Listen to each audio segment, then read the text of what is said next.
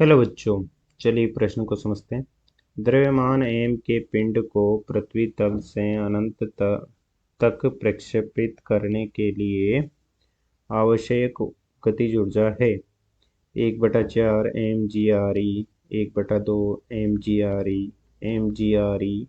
2 mgre। हमें प्रक्षेपित करने के लिए आवश्यक गतिज ऊर्जा की गणना करनी है। मुख्य अवधारणा में हम देख सकते हैं कि माना कि एक ग्रह है जिसका द्रव्यमान m है तथा इसकी त्रिज्या कैपिटल RE है। माना कि यह ग्रह पृथ्वी है, तो पृथ्वी की सतह से अर्थात तल से कोई पिंड जिसका द्रव्यमान स्मॉल m है को तल से अनंत तक भेजने में किए गए कार्य की गणना कर लें तो हमें आवश्यक ऊर्जा की गणना हो जाएगी तथा उस ऊर्जा को हम गतिज ऊर्जा में परिवर्तित कर लेंगे तो हमें आवश्यक गतिज ऊर्जा प्राप्त हो जाएगी। तो इससे हम देख सकते हैं कि जब पृथ्वी तथा पिंड पृथ्वी के तल पर रखा होगा तो उसमें बल लग रहा होगा, गुरुत्वाकर्षण बल लग रहा होगा, जो कि होगा F बराबर G गुणा ME गुणा M बटे RE का वर्ग। इतना बल लग रहा होगा तथा इसे हम जब पृथ्वी के पृष्ठ से अनंत पर भेजेंगे तो इसके लिए हमें कार्य करना होगा, जो कि कार्य हो जाएगा W बराबर F गुणा dx R से अनंत तक ले जाने में, और ये हो जाएगा R से अनंत तक ले जाने के लिए GMEM बटा x का वर्ग, क्योंकि R में परिवर्तन हो रहा है तो R को हम चर मानेंगे इसलिए इसमें परिवर्तन लिख देंगे। ये RE हो जाएगा, क्योंकि जैसे जैसे हम द्रव्यमान को दूर लेते जाएंगे तो दोनों पिंडों के बीच की दूरी परिवर्तित होती जाएगी, जो कि एक चर है, तो इसे हमने x लिख दिया है। और इस प्रकार से हम इसके कार्य की गणना कर सकते हैं, और ये किया गया कार्य ही इसे अनंत तक पृष्ठ से अनंत तक ले जाने की आवश्यक ऊर्जा है।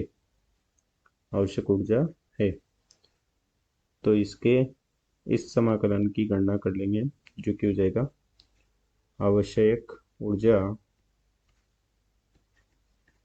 हो जाएगा GME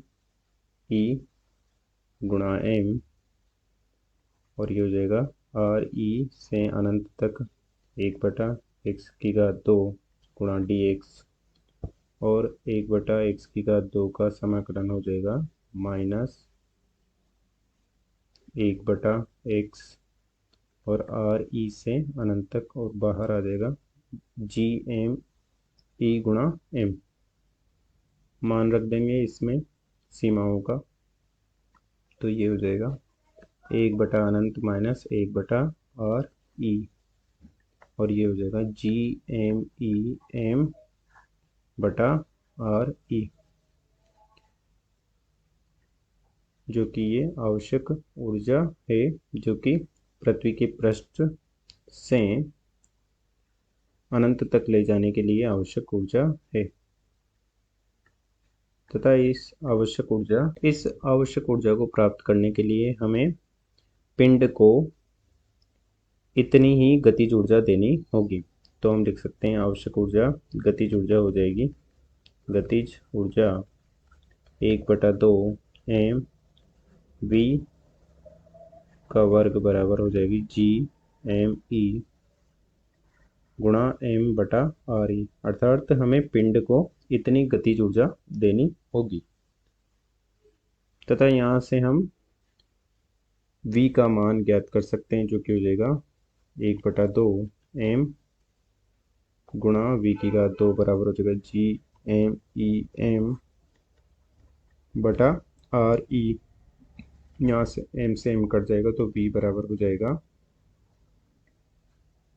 2 GME बटे आर ई का वर्गमूल तथा गुरुत्वीय त्वरण g बराबर होता है GME बटा आर ई की घात 2।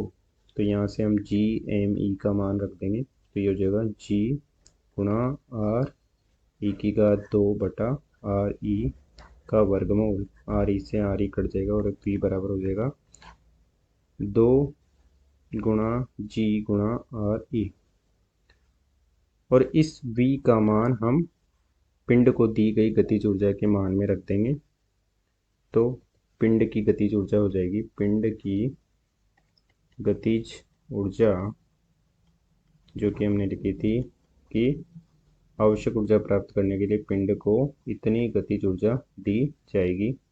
और v का मान हमने ज्ञात किया है 2GRE, मान रख देंगे इसमें, तो ये हो जाएगा 1/2m गुणा 2 गुणा g गुणा आर ई, तो 2 से 2 कट जाएगा और ये हो जाएगा m गुणा g गुणा आर ई। ये पिंड की गतिज ऊर्जा हो जाएगी। अतः दिए गए प्रश्न का सही उत्तर विकल्प सी m गुणा g गुणा आर ई सही विकल्प है।